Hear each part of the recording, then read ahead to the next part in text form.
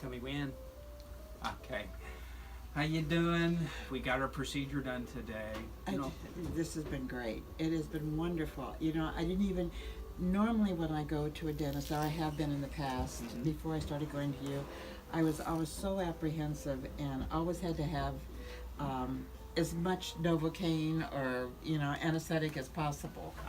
And I just, I trust you, and I haven't had any pain this whole time.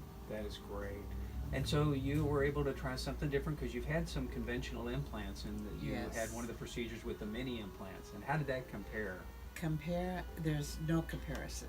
Really, no comparison. The implant that I had before, well, it was laborious. It took a long time. I had to be put to sleep because, not put to sleep, but whatever they used to kind of make me forget about it. I see. And then the pain afterward. And I know you gave me some pain medication, which I've never had to use. Great.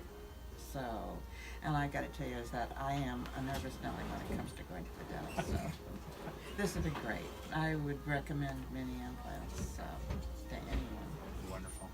Well, it's been great working with you, and I'm glad we were having good success. Oh yes, I'm so happy. All right.